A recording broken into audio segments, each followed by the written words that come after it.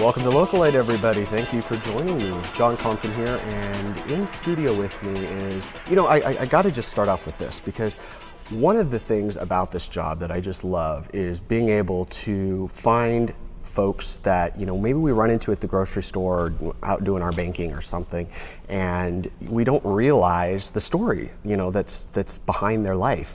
And so one of the things I love getting to do on the show is bringing those people out and getting to talk about their stories. And with me is Diana Carrico, and she is been in the Dells for 40 years, but she was over in the UK during the heyday of Liverpool and all of that, the Beatles, and she photographed some of these rock bands and got to go backstage with them and different things like that. And she's right here in the Dells and been here for 40 years. So Diana, thank you for coming. My pleasure. It's my pleasure meeting you. Thank you very much. Take me back to that time. This is in the 60s. A world away from the world we live in today. Well, my sister and I, we grew up in Scotland. We were born in Scotland and grew up in our father's photographic business. And basically, he couldn't wait until we both left school, and you could leave school at 15 at that time. So this was great. This played into his format for us to get us into the business. So his intent was to get you in there. Exactly, exactly. So the time came and we went into the business, and things were going pretty good. We learned how to do photo portraits, baby photographs, family photographs, conventions, weddings. Then we thought, this is really not too bad, but it was hard work. Anyway, long story short, we started getting, this was in the 60s when the pop groups were all invading Britain. We thought, this might be an idea, because we'd also had stuff published in the newspapers. I thought, well, why not have pop stars published as well?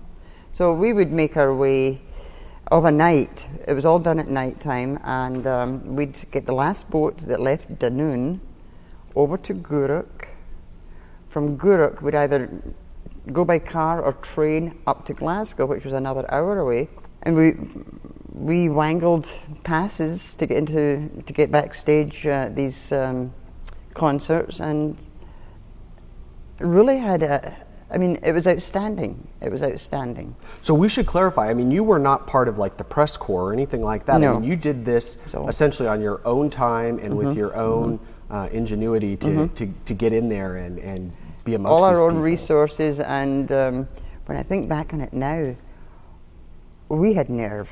Yeah, I guess so. We had nerve. Yeah. But we managed to get the passes. We were also friends with a lot of the newspaper people, the Daily Express, Glasgow Daily Express, Daily Record, and we knew a lot of reporters there, and they did help us to a certain extent. But the bottom line was, we were in there, we were backstage with the Beatles, the Stones, Jerry and the Pacemakers, the Moody Blues, and found them all to be fantastic people, struggling because they were starting out, and they empathized with us as well and gave us their best poses. That's cool. Well, what was the first band then that you actually had the opportunity to photograph and you sort of thought, I think we might be onto something here? It wasn't a big name. They weren't big names, but they were called the Poets. The Poets? From Glasgow. Okay. These were 5 guys who played at our hometown, this small town. And we used to get quite a lot of groups that made it big in our small town. Now and again, they weren't big at the time, but went on afterwards, and we never saw them again in our small town right now. But the Poets were a really super neat group of guys, so much so that they stayed at our place after the show because they didn't have anywhere else to stay. At your home? Really? They stayed at our home, and then we stayed at their home when we went up to Glasgow to do photo shoots. And one of the chaps, Hume Payton, his father or his family lived in more or less, it was almost like a mini castle outside of Glasgow. And there's the Rolls Royce and the driveway and everything like this. So we had great photo shoots there of the Poets.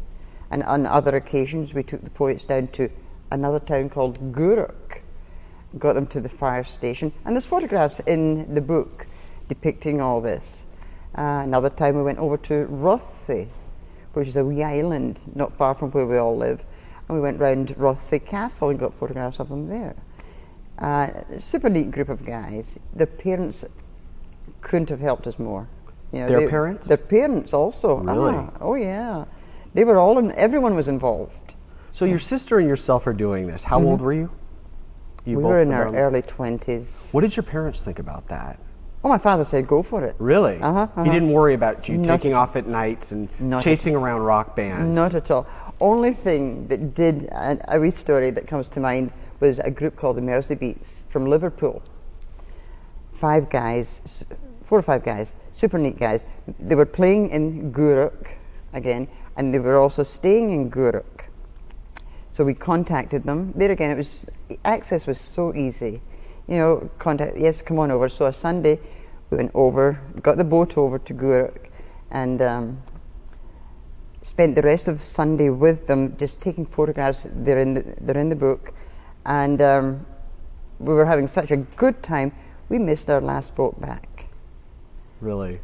And this boat ride is 20-25 minutes.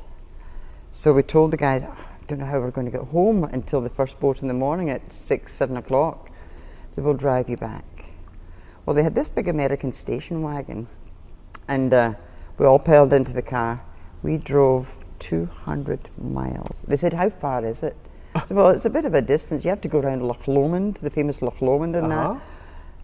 I said, really? Okay, that's no problem, no problem. Anyway, we drove all the way back to my hometown. About 2-3 in the morning we got there, and we asked our stepmom at the time, can we invite these guys in for a cup of tea and just to spend the night until the next boat in the morning? These guys, long-haired guys, are not coming into my house, she says. Yeah. So we felt so bad for them, you know. But anyway. After they had accommodated you so well. Yeah. Oh no, they weren't going to cross the doorstep, you know. So yeah. I felt so bad for them. Anyway, we directed them down to where they would get the boat in the morning, and then they'd be back at their hotel in 25 minutes. Yeah. You know, so they didn't mind spending a few hours in the car. So it all turned out all right. It turned out fantastic. Well, good. Well, we're going to take a quick break, but when we come back, I want to talk to you because about like Paul McCartney, Mick Jagger. I mean, these guys you actually hung out with. Yes. So we're going to talk about that when we come back. You guys are not going to want to miss it. Stay with us. We'll be right back.